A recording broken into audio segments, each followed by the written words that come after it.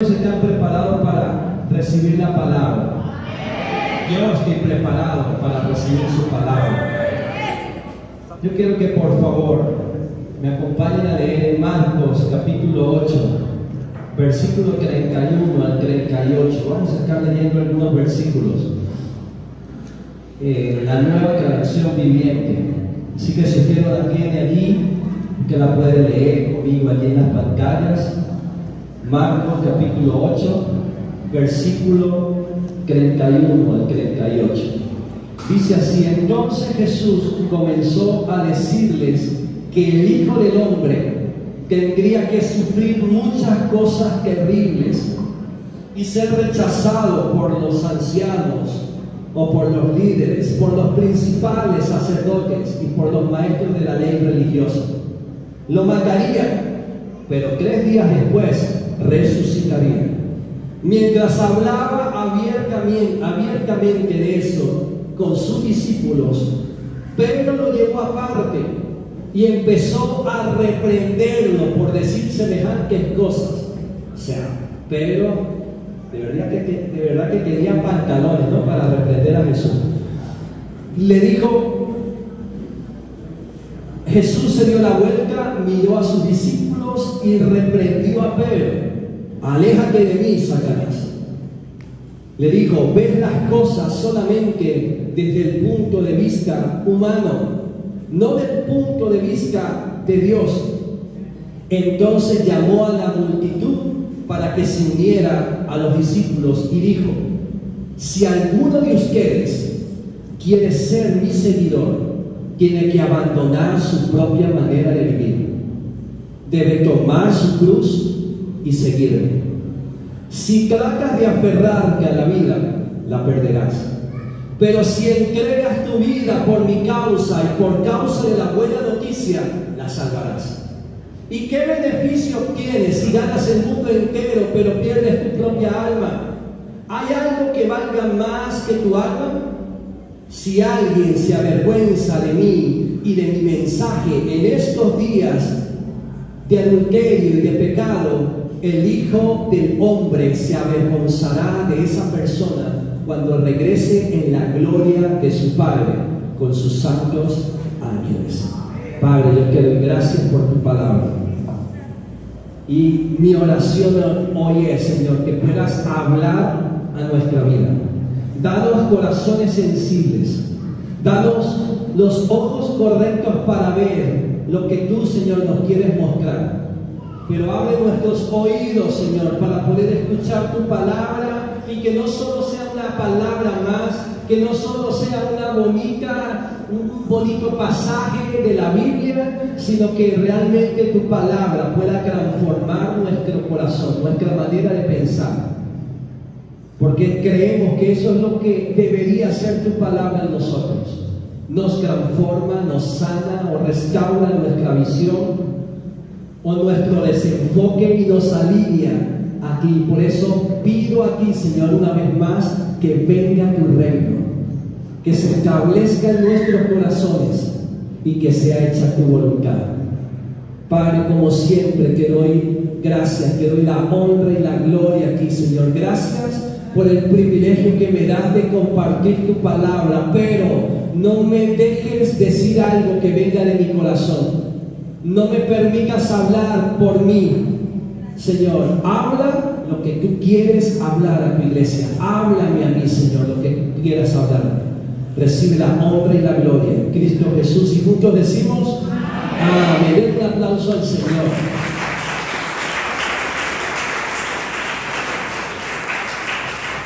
¿Sabe? Yo estoy claro en algo, y es que como seres humanos siempre nos gusta ganar, ¿sí o no? A nadie le gusta perder. Es más, si eres un poco competitivo, no voy a decir como yo, porque yo realmente no soy muy competitivo, pero sí conozco algunos que son bien competitivos, en los cuales el perder no es una opción. Mire, una vez un papá que era pero súper apasionado por el fútbol, llevó a su hijo de 5 años para que iniciara en un equipo de fútbol, una liga infantil. Y pues ese equipo no era muy bueno. Así que este papá apasionado asumió la responsabilidad de entrenar a este equipo de niños. Cuando comenzaron a jugar los partidos semana tras semana, ellos ganaban. Ganaron como 9 o 10 partidos seguidos, pero llegó ese fin de semana en donde experimentaron la primera derrota. Cuando perdieron por primera vez, todos los niños se pusieron a llorar, estaban súper tristes, súper mal, porque obviamente no les gustaba la sensación de la derrota. Y en ese momento entra la esposa del entrenador para consolar a los niños, como todo, ¿no? Diciéndoles: tranquilos niños, tranquilos muchachos, esto no se trata de ganar o perder, se trata de divertirse. Y el entrenador mira a su esposa y se dirige a los niños inmediatamente y le dice: muchachos, escúchenme bien, ¿les gusta lo que están sintiendo? No, entrenador. ¿Les gusta perder? No, entrenador. ¿Les gusta llorar porque perdieron? No, entrenador. Entonces no vuelvan a perder. A ver, ¿cuántos aquí juegan fútbol? Todavía. A ver, bueno, Edward jugaba, ya no juega. Porque está lesionado, Josué, mire, díganme algo, realmente, ¿quién juega al deporte simplemente para divertirse? No jugamos para ganar, ¿sí o no? Lo damos todo en la cancha. Así al otro día no podemos levantarnos de la cama del dolor que tenemos en las piernas. Pero no lo hacemos solo para divertirnos, lo hacemos porque queremos ganar, ¿sí o no? ¿O soy yo solo? ¿O cada vez que usted va a jugar algo, que juega? Ay, sí, vamos a pasarla bien. ¿O que juega porque quiere ganar, sí o no? ¿Por qué les cuento esta historia? Porque el título de mi mensaje el día de hoy es: nunca se pierde. Digan conmigo: nunca se pierde. Yo amo este pasaje que leímos hace un momento porque es desafiante. Porque antes de llegar a este punto de Marcos capítulo 8, vemos que Jesús viene revelando de manera progresiva su identidad y su misión a sus discípulos. Escuchen, Jesús se enfrentó oposición de los fariseos, pero en cada ocasión, cuando tenía que enfrentar la oposición, o cuando tal vez alguien se presentaba con una necesidad, con algo imposible, Él mostró su poder divino a través de tantos milagros, y Él explotó, voló la cabeza de muchos con las enseñanzas que nadie tal vez había escuchado antes. Él traía revelación del cielo. Diga conmigo: traía revelación del cielo. Y en Marcos capítulo 8, versículo 34, el tema cambia, el enfoque cambia un poco por la participación de Pedro. Gracias al salido de Pedro, esto cambia un poco. El tema de cambiar,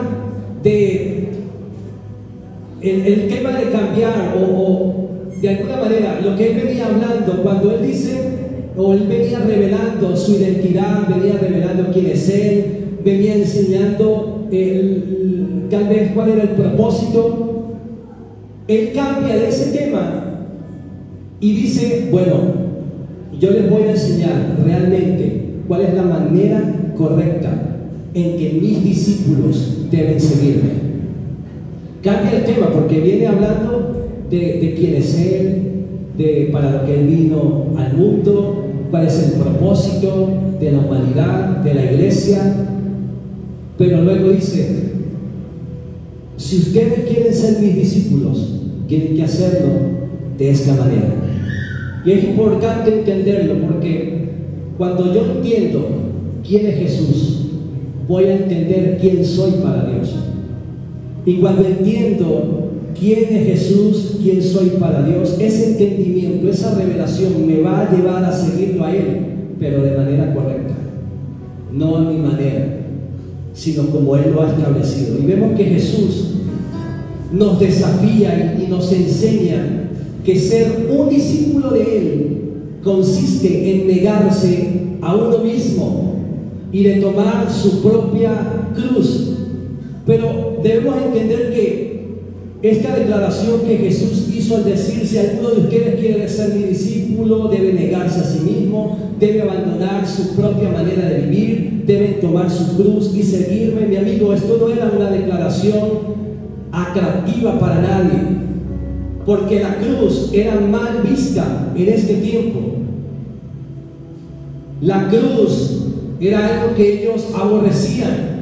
Hoy en día, para muchos la cruz es sencillamente tal vez un objeto de arte o es una joyería, pero en la época de Jesús la cruz era un símbolo de crueldad, de castigo, de sufrimiento, de vergüenza, de maldición. La cruz estaba preservada para las clases más bajas de la sociedad, generalmente para los esclavos. La cruz era un instrumento de terror y de crueldad del Imperio Romano.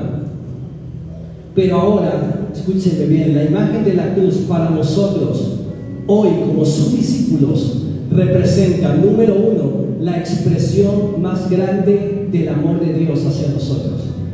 Y número dos, representa una demanda total de lealtad por parte de nosotros como discípulos de Jesús. Eso debería representar la cruz para nosotros. Una demanda que nos lleva a tener una entrega absoluta de nuestros recursos y de nuestra vida a Él. Por eso Marcos refuerza esta verdad en los versículos 35 al 37, en donde en cada versículo declara esa demanda total del Evangelio sobre nuestras vidas. Perder la vida por causa de Cristo y por causa del Evangelio. Y Jesús hace una pregunta que es súper desafiante. ¿Qué beneficio obtienes si ganas el mundo entero, pero pierdes tu propia alma? Pero el que pierde su vida por mi causa y por el Evangelio, la salvará. Y tenemos que entender que cuando Jesús dice que tienes que perder para salvar, aquí entramos en esta verdad. En el reino de Dios nunca se pierde. Diga conmigo: en el reino de Dios nunca se pierde. Dígale a la persona que está a su lado: en el reino de Dios, mi hermano, nunca se pierde. Lo que el mundo considera pérdida, en el reino es ganancia.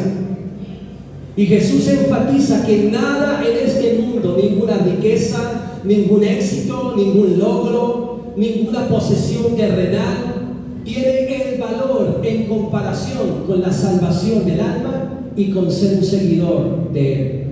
Nada se compara con el privilegio que tenemos de seguir a Jesús. ¿Cuántos me dicen amén? Nada se compara con ese privilegio. Pero Jesús nos desafía a reevaluar lo que realmente es importante para nosotros. Pero también nos desafía a abrazar o a aceptar o a comprender la manera en que el reino de Dios funciona. Mi hermano, en el reino de Dios, lo que parece ser pérdida, en realidad es ganancia. Y esto me hace hacer una pregunta muy importante para todos nosotros como iglesia. Entendiendo el momento en el que estamos viviendo y comprendiendo que el Señor está fortaleciendo nuestra fe para crecer, para tener esperanza por un futuro. Por eso hoy yo te pregunto: ¿qué estás dispuesto a perder? ¿Qué estás dispuesto a perder? ¿Estás dispuesto a perder las cosas de este mundo o estás dispuesto a perder las cosas del cielo? ¿Qué estás dispuesto a perder? Sabe, a nivel personal, cuando empecé a descubrir el propósito de Dios para mi vida, empecé a entender que tenía que tomar ciertas decisiones. Decisiones costosas, decisiones dolorosas, de cortar ciertas relaciones porque no eran tal vez las personas que me iban a ayudar o que me iban tal vez a edificar o me iban de alguna manera a animarme a caminar en mi vida de fe o en mi propósito. Yo tuve que tomar ciertas decisiones de cerrar ciertas puertas. ¿Por qué? Porque yo creí en mi corazón de que Dios iba a abrir nuevas puertas. Tenía que soltar ciertas cosas que no alimentaban mi espíritu, que no alimentaban mi vida de fe. Al comienzo, los primeros años, pensé que todo había sido una pérdida, que seguir para Jesús era demasiado costoso y realmente no sabía si valía la pena por todo lo que yo tenía que eliminar de mi vida. Pero después de un poco de tiempo me di cuenta de que no era una pérdida, es una ganancia. Porque Dios me pedía soltar ciertas cosas que no me estaban ayudando, que me estaban limitando, que me estaban haciendo realmente perder el tiempo. Y pude entender de que Dios me lo pedía para que yo pudiera abrazar un montón de cosas nuevas que Él tenía preparadas para mí. Escúchame bien, tal vez hoy el Señor te está pidiendo que sueltes ciertas cosas que tú sabes que te están limitando, que no te están ayudando en tu vida de fe, que no están ayudando en tu ministerio, líderes. Tal vez el Señor hoy te está pidiendo soltar ciertas cosas que te están haciendo perder el tiempo valioso. Y has estado inquietándote para que lo sueltes y para que puedas abrazar lo nuevo que Él tiene para ti. Déjame aconsejarte algo. Obedece ahora, no sea que luego sea muy tarde. Porque para aquellos que ya llevan un tiempito caminando, esforzándose,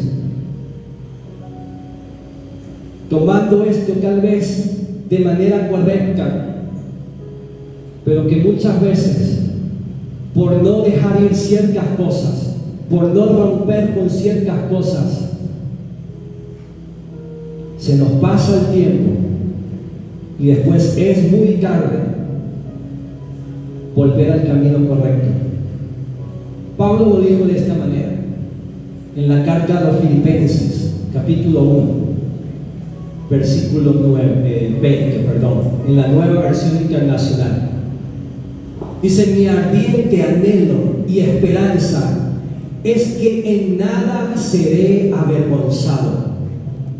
En nada seré avergonzado, sino que con toda libertad, ya sea que yo viva o muera, ahora como siempre, Cristo será exaltado en mi cuerpo. Porque para mí el vivir es Cristo y el morir es ganancia. Ahora bien, si seguir viviendo en este cuerpo representa para mí un trabajo fructífero, ¿qué escogeré? No lo sé. Me siento presionado por dos posibilidades. Deseo partir y estar con Cristo. ¿Quién no quiere eso? Los que están seguros que es muchísimo mejor, pero por el bien de ustedes es preferible que yo permanezca en este cuerpo, que yo permanezca con vida. Convencido de esto, sé que permaneceré y continuaré con todos ustedes para contribuir a su jubiloso avance en la fe. En otras palabras, Pablo dice a la iglesia: ay, hermanos, la verdad es que yo ya peleé la buena batalla de la fe.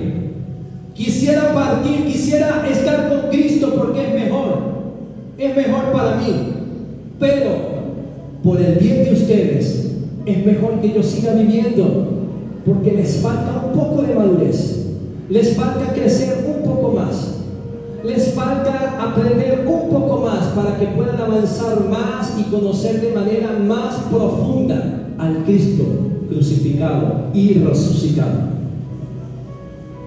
Pero yo quiero que sepan algo, para mí el vivir es Cristo. Y si para mañana no tengo vida, el morir es ganancia. Mi hermano Pablo estaba claro en la vida.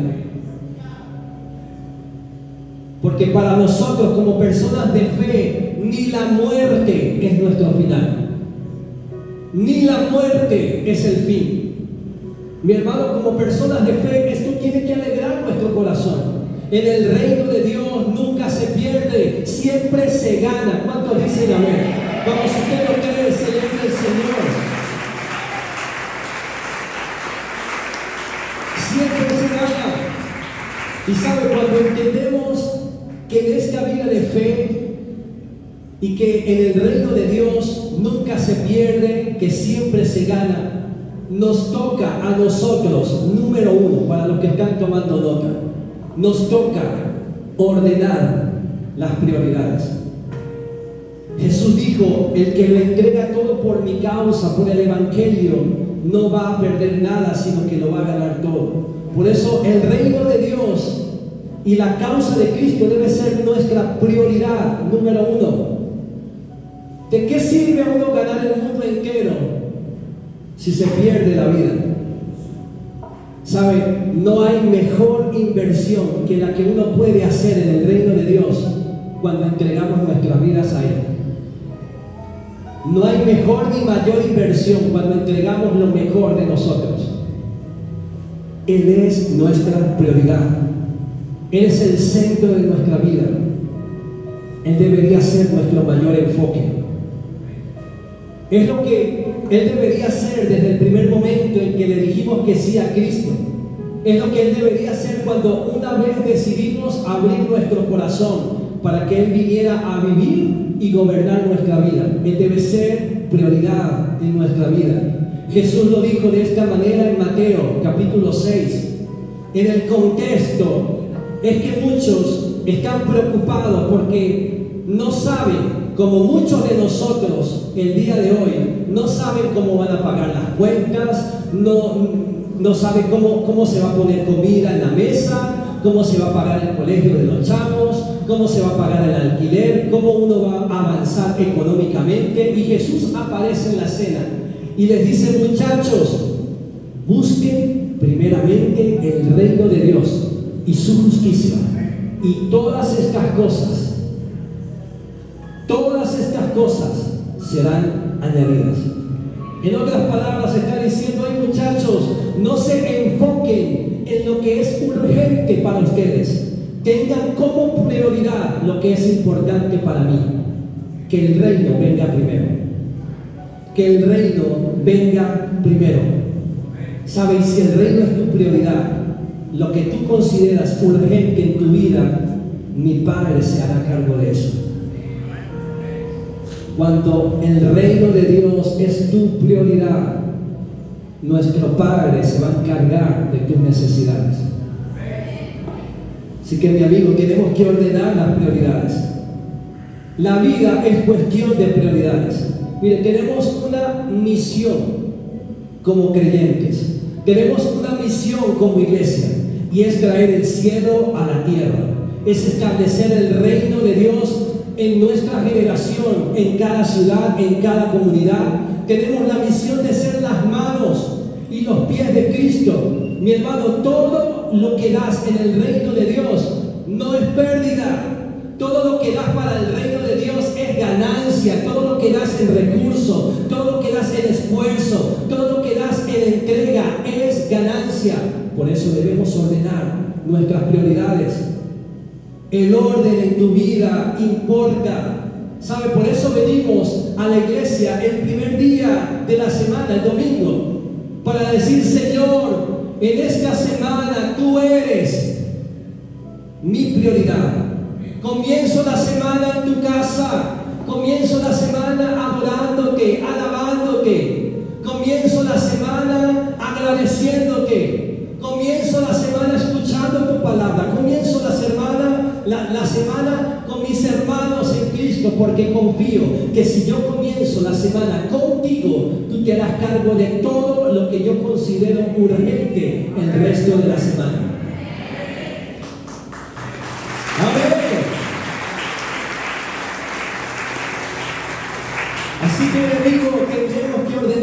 prioridades.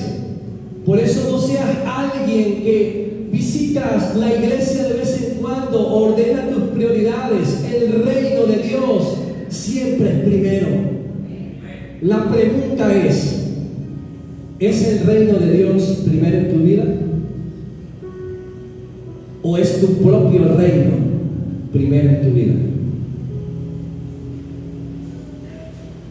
El que pierde su vida por mi causa y por el evangelio, la salvará. Mi hermano, esto desafía la mentalidad materialista y nos llama como creyentes a enfocarnos en lo eterno y vivir en este mundo por algo que es mucho más grande que nosotros.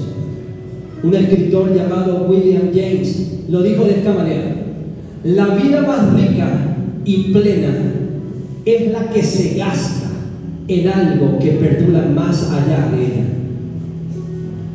La vida más rica y plena es la que se gasta en algo que perdurará más allá de esa vida. Mi amigo, una pregunta para ti es: ¿en qué te estás gastando? ¿En qué te estás gastando hoy día? ¿Inviertes lo mejor de tu vida en este mundo o estás invirtiendo lo mejor de tu vida en el reino de Dios? Mi hermano, yo vivo con una convicción, intentando siempre dar lo mejor de mi vida, porque entiendo que si Dios pudo dar lo mejor del cielo para salvarme, para redimirme, para perdonarme, yo siempre voy a dar lo mejor de mí para servirle. ¿Por qué? Porque Él es mi prioridad. Traer el cielo a la tierra es mi prioridad. Extender el reino de Dios aquí en la tierra es mi prioridad. Edificar a la iglesia local es mi prioridad. Salvar al perdido, sanar al enfermo, ver cómo se restauran familias, el ver cómo la visión impacta es mi prioridad, es mi convicción. Y sabe algo, cada gota de energía invertida en el reino de Dios no se ha perdido. Aunque pareciera que pasan los años y nos vemos como acabaditos, no, mi hermano, cada gota de energía invertida en el reino de Dios no es pérdida, porque en el reino de Dios nunca se pierde, siempre se gana. Aun cuando las cosas son dolorosas en el camino de Dios, no hay pérdida, hay ganancia. Así que, mi hermano, deja de gastar tu vida en las cosas terrenales. Comienza a gastar en lo que es eterno. Ordena tus prioridades. Que su reino sea primero. En segundo lugar, cuando entendemos que en esta vida de fe y en el reino de Dios nunca se pierde, sino que siempre se gana, nos toca a nosotros entender que pertenecemos al reino del revés. Escúcheme, somos parte de un reino que es contracultura, en donde los valores del reino de Dios contrastan los valores del mundo. Como personas de fe, escúcheme, siempre nos va a tocar nadar contra la corriente en la sociedad, siempre, porque los valores del reino son contraculturales. Mi hermano, en el reino de Dios los últimos son primeros, los débiles son fuertes y la grandeza se encuentra en el servicio. En el reino de Dios los que se humillan son exaltados. Los que buscan ser primeros deben ser servidores de los demás. En el reino de Dios, Dios elige lo vil, lo menospreciado, para avergonzar a los que se creen sabios.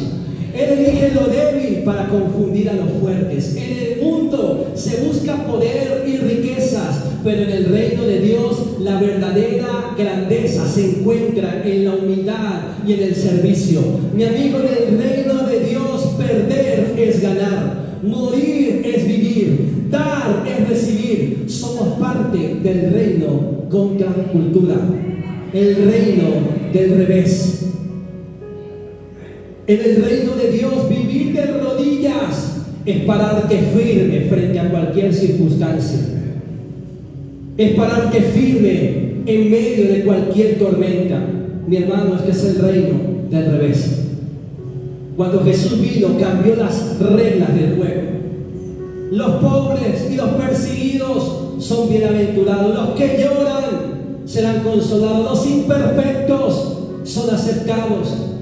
Un escritor llamado Timothy Keller lo dijo de esta manera: el evangelio de Jesús es un llamado radical a un mundo al revés, donde la grandeza se encuentra en la humildad y el poder en la debilidad. Iglesia, debemos entender y aceptar nuestro llamado. Debemos entender y comprender nuestras responsabilidades en este camino que hemos decidido tomar. Las Escrituras nos enseñan que desde el primer momento en que usted y yo decidimos por Cristo, nuestra ciudadanía cambió. Estamos en este mundo, pero no pertenecemos a este mundo. Por esto el reino al cual pertenecemos es el reino del revés. Porque todo lo que considera el mundo como ganancia en el reino de Dios es pérdida. Pero todo lo que se considera como pérdida en el mundo, en el reino de Dios, es ganancia. Y nos toca entenderlo, aceptarlo y vivirlo. En tercer lugar, y si el equipo me acompaña, por favor, entendiendo que el reino de Dios nunca se pierde, sino que siempre se gana. No solamente nos toca ordenar prioridades, no solamente nos toca entender que pertenecemos al reino del revés, sino que también, número 3, nos toca abrazar el dolor del sacrificio. Porque aún el sacrificio, su sacrificio, no es pérdida, sino es ganancia. Mire, amo lo que dice Marcos 8, 34 al 38 en la traducción El Mensaje. Mire, esta traducción me vuela la cabeza. Dice: llamando a la multitud para que se uniera a sus discípulos, dijo: el que quiera venir conmigo tiene que dejarme conducir. ¿Estamos dejando a Jesús conducir nuestra vida? ¿O lo estamos limitando con nuestra manera de vivir? Y dice: ustedes no llevan las riendas como las llevo yo. No huyas del sufrimiento, abrázalo. Eso a nadie le gusta, ¿sí? No huyas del sufrimiento, abrázalo. Sígueme y te enseñaré cómo hacerlo. La autoayuda no es ninguna ayuda. El autosacrificio es el camino, mi camino, para salvarte a ti mismo, a tu verdadero yo. ¿De qué serviría conseguir todo lo que quieres y perderte a ti mismo?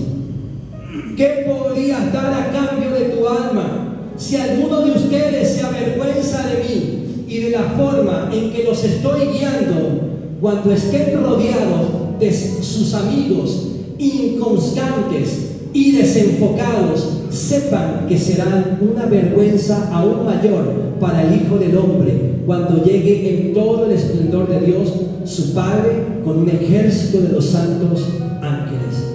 Escuchen, mi hermano, esta traducción me lleva a pensar y a entender de que Jesús no huyó del dolor, sino que lo abrazó. Por eso con autoridad y con propiedad lo puede decir. Porque recuerden el momento en que estaba Jesús en el Getsemaní y estaba transpirando sangre, gotas de sangre, porque sabía lo que iba a enfrentar, sabía lo que se le venía, y dijo: Padre, que no se haga mi voluntad, sino que sea hecha tu voluntad. Sabiendo que lo iban a golpear, sabiendo que lo iban a humillar, sabiendo que lo iban a avergonzar, sabiendo que iban a poner una corona de espinas sobre su cabeza simplemente para burlarse de él, sabiendo que iban a azotar su cuerpo salvajemente, sabiendo que iban a clavar sus manos y sus pies en una cruz. Pero Hebreos nos habla que por el gozo que había delante de él, Jesús enfrentó la cruz. ¿Por qué? Porque Él te vio a ti, Él me vio a mí y dijo: voy a abrazar este sufrimiento, voy a abrazar este sacrificio, voy a abrazar este dolor, porque al otro lado de este dolor voy a conquistar la salvación del mundo, voy a conquistar la redención del mundo. Mi hermano, en el reino nunca se pierde.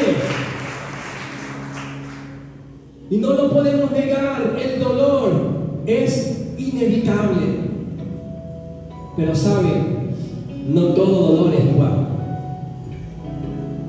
Hay un dolor que destruye, pero hay un sufrimiento que edifica. Un dolor que esclaviza y un dolor que libera. Mi hermano, aprender a abrazar el dolor correcto nos permite madurar y nos permite alinearnos con el propósito de Dios. Escúchame bien, por favor. Escúchame. No todo dolor es malo. Lo repito, no todo dolor es malo. Algunos dolores, algunas de las cosas que sufrimos sanan la vida de una persona.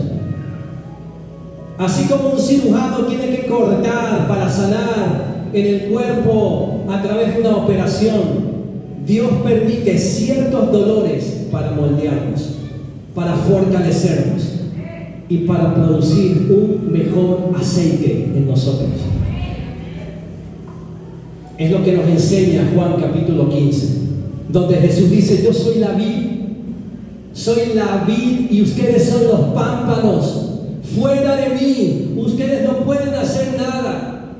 Los que no se mantienen conectados conmigo serán cortados y echados al fuego, pero los que se mantienen en mí serán podados. Mi hermano, la poda duele. La poda duele, por eso tenemos que abrazar el dolor del sacrificio. Cuando Dios viene a podar lo que es innecesario en nuestra vida, cuando Dios viene a quitar aquellas cosas que nos están limitando, aquellas cosas que nos están desenfocando, o aquellas cosas o aquellas personas que nos están distrayendo de su propósito, en esos momentos es cuando yo debo abrazar el dolor del sacrificio, porque tengo que tomar una decisión con respecto a eso. Así me duela, pero debo abrazar ese dolor, porque si lo hacemos, las escrituras nos dicen que la poda produce un mejor fruto. ¿Y cuántos quieren dar un mejor fruto? Necesitamos abrazar el dolor. Necesitas tomar decisiones determinantes en este tiempo. Así que duela, porque yo debo abrazar ese dolor. Ese es el dolor correcto, que me edifica, que me posiciona en el lugar que Dios quiere que yo esté.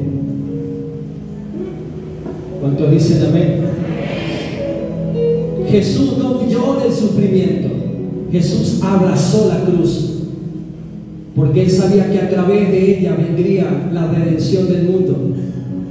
¿Sabe? Hoy le quiero decir a alguien, escúchame bien, tu dolor en este momento, lo que estás viviendo, este dolor no es el final de tu historia, sino que es el inicio de algo glorioso en Dios, porque la poda produce mejor fruto. ¿Cuántos lo reciben en el nombre de Jesús? Mi hermano,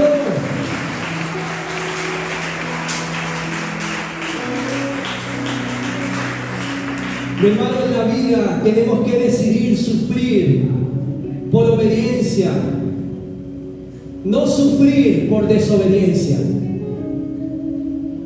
Pero tenemos esas dos opciones: o sufro por ser obediente, o sufro por ser desobediente. La obediencia algunas veces es costosa, duele. No quiero, Señor, pero lo haré. No quiero, Señor, pero iré. No quiero esto, Señor, pero te seguiré. No quiero esto, pero cortaré sobre mi vida. No quiero, Dios, pero voy a cerrar esas puertas. Y si la verdad es que duele, esto me duele, Señor, estoy sufriendo por hacerte caso, por hacer tu voluntad, pero entiendo que es mejor sufrir por obediencia que sufrir por mi desobediencia. Mi amigo, en el reino nunca se pierde. Tenemos que abrazar el dolor del sacrificio. Y ¿saben? Muchas veces evitamos el dolor del sacrificio hoy para encontrarnos más adelante con el dolor del arrepentimiento. ¿Cuántos de nosotros hoy sufrimos el dolor del arrepentimiento por algo que no obedecimos en el pasado? No podemos volver al pasado, esa es la verdad. Mi hermano, el costo y el dolor de la obediencia es temporal. El costo o el dolor de la desobediencia puede durar toda la vida. Déjame decirte esto, el dolor de la obediencia es temporal, pero el fruto de la obediencia es eterno. En el reino de Dios nunca se pierde. Mi hermano, por eso estamos aquí, por eso hacemos lo que hacemos. Lo entregamos todo por Él y por su causa, por el Evangelio. Estamos aquí para hacer las manos y los pies de Cristo, para extender su reino aquí en la tierra, para edificar la iglesia, para predicar el Evangelio, para sanar a los enfermos, para liberar a los cautivos, para levantar a los que están caídos, para salvar al perdido. En el reino, cuando lo entregas todo, no se pierde nada, se gana todo. ¿Cuántos dicen amén? Y quiero concluir con lo que dice Primera de Pedro, capítulo 3. Quiero invitarle a que se coloque de pie, por favor. Primera de Pedro, capítulo 3, versículo 13 al 18. Dice: ahora bien, ¿quién querrá hacerles daño si ustedes están deseosos de hacer el bien? Pero aún si sufren por hacer lo correcto, Dios va a recompensarnos. Dios va a recompensarnos. Así que no se preocupen ni tengan miedo a las amenazas. En cambio, adoren a Cristo como el Señor de su vida. Si alguien les pregunta acerca de la esperanza que tienen como creyentes, estén siempre preparados para dar una explicación, una respuesta, pero háganlo con humildad y respeto. Mantengan siempre limpia la conciencia. Entonces, si la gente habla en contra de ustedes, será avergonzada al ver la vida recta que llevan porque pertenecen a Cristo. Pablo está diciendo, Pedro está diciendo: deja que los perros ladren, deja que los criticones critiquen, deja que los opinólogos opinen, déjalos, porque el fruto de tu vida va a avergonzar a aquellos que dicen no eres un buen padre, o no eres un buen esposo, o no encajas con esto, no sirves para esto otro. Escúchame bien, el fruto que Dios produce en tu vida hablará mucho más. Y sigue diciendo: aquellos que hablan, que critican, serán avergonzados al ver la vida recta que llevan porque pertenecen a Cristo. Recuerden que es mejor sufrir por hacer el bien. Si eso es lo que Dios quiere, claro, es mejor eso que sufrir por hacer el mal. Cristo sufrió por nuestros pecados una sola vez y para siempre. Él nunca pecó. En cambio, murió por los pecadores para llevarlos a salvo con Dios. Sufrió la muerte física, pero volvió a la vida en el Espíritu. Mi hermano, lo que los religiosos, lo que el enemigo, lo que Roma pensó que era una pérdida, el cielo gritó: es una ganancia eterna. porque en el reino de Dios nunca se pierde, siempre se gana. Así que mi amigo, mi hermano, entreguemos nuestra vida por la causa de Cristo, por el Evangelio, estableciendo su reino, edificando la iglesia, marcando una diferencia. ¿Cuántos dicen amén? ¿Cuántos dicen amén?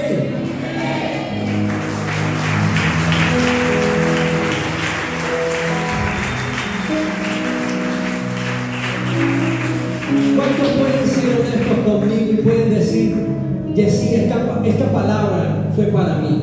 Mire, yo levanto mi mano porque me estoy predicando a mí mismo. Me estoy autodesafiando porque no quiero conformarme con los años que vengo sirviéndole al Señor. Quiero abrazar lo nuevo, quiero entrar por las puertas abiertas, quiero seguir extendiéndome. Quiero predicar mis mejores sermones. Quiero ayudar a las personas que necesitan conocer a Cristo. Hoy mi mano está levantada porque mientras haya aire en mis pulmones, hay mucho más para hacer. Hay muchas más personas para alcanzar. Hay una mayor diferencia que marcar. ¿Cuántos me dicen amén? Yo te invito a que levanten sus manos y que puedas cerrar tus ojos por un momento.